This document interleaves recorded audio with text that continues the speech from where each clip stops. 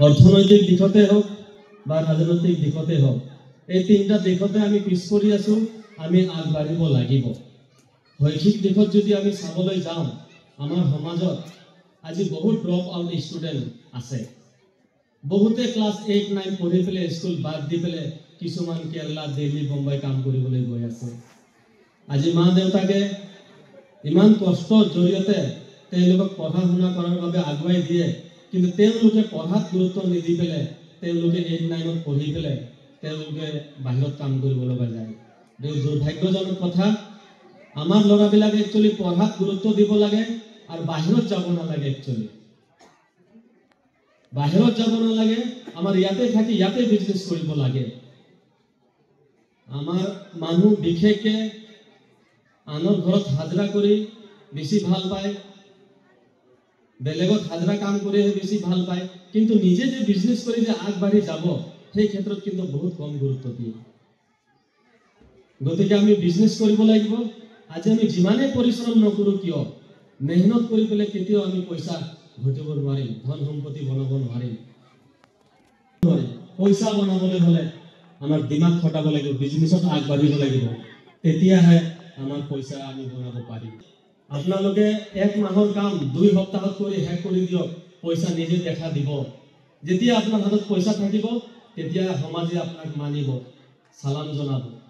আপুনি যিমানে পঢ়া শুনা হওক, আপোনাৰ হাতত যদি পইচা নাথাকে আপোনাৰ মান সন্মান নাথাকিব সমাজত। গতিকে ৰাইজ, পইচা ইনকাম কৰাৰ লাইনটো আপোনালোকে চিন্তা কৰক। মেহনত কৰি কেতিয়াও পইচা বনাব নোৱাৰিব। আপোনালোকে দিমাগ খটাই পেলাই বিজনেছৰ জৰিয়তে আপোনালোকে আগবাঢ়িব পাৰিব। আজি আমাৰ মাজত, আমাৰ সমাজত আজি এটা এনজিঅ'ৰ জৰিয়তে আমি সাৰ্ভে কৰিছিলো। আজি 30% আজি আমাৰ মানুহ চুলাই মদ খাই পেলাই মৰিছে। আমাৰ মহিলাসকলে বিধৱা হৈ আছে।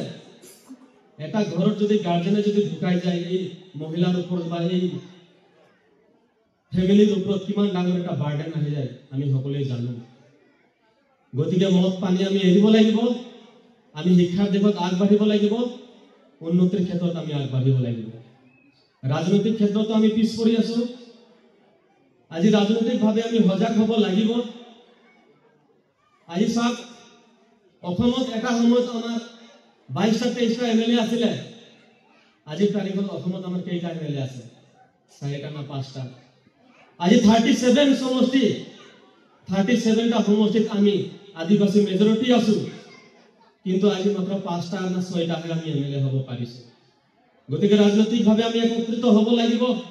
আজি সমাজত, আমাৰ আদিবাসী সমাজত যি আমি ভাগ ভাগ হৈ আছো, আমি একত্ৰিত হ'ব লাগিব।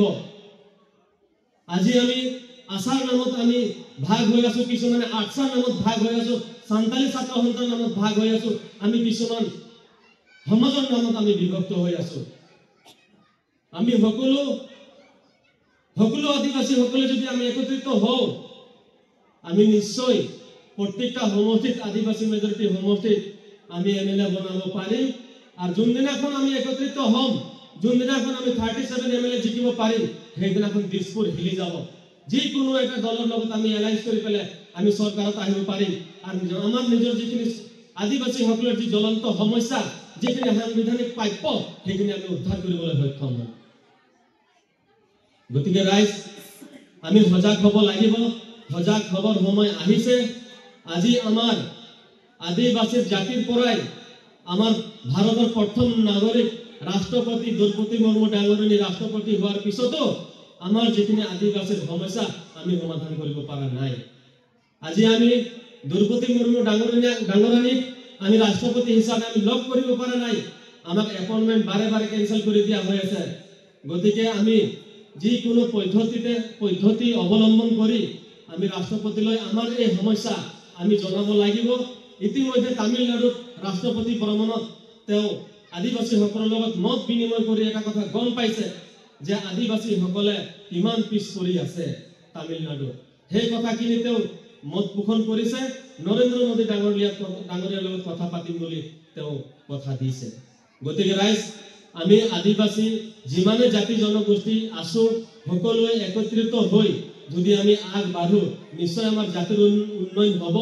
আৰু যদি আমি জাতিৰ নামত, ধৰ্মৰ নামত যদি আমি বিভক্ত হৈ থাকো আমাৰ জাতিটো আৰু জাতি হৈ নাথাকিব লাহে লাহে আমি তলত পৰি গৈ থাকিম গতিকে আজিৰ এই সভাৰ জৰিয়তে সকলোকে অনুৰোধ জনাইছো আৰু ইতিমধ্যে মোৰ পৰিচয় দিছে যে ভাৰত পাৰ্টিৰ সভাপতি হিচাপে যোৱা 19 তাৰিখত আমি গুৱাহাটীৰ প্ৰেছ ক্লাবৰ জৰিয়তে আমি এই যে ভাৰত পাৰ্টি ৰাজনৈতিক দল ঘোষণা কৰিছো আশা ৰাখিছো আদিবাসী ৰাইজ সকলোৱে সহায় সহযোগ কৰিব আৰু আমাৰ আদিবাসী সকলৰ যিমান দল সংগঠন আছে সকলোৱে এটা মঞ্চত আহি আমি ৰাজনৈতিকভাৱে আগবাঢ়ি যাম বুলি আশা ৰাখি আৰু সকলোকে ধন্যবাদ জনাই মই সমূহ বক্তব্য ইয়াতে সামৰিছো ধন্যবাদ জোহাৰ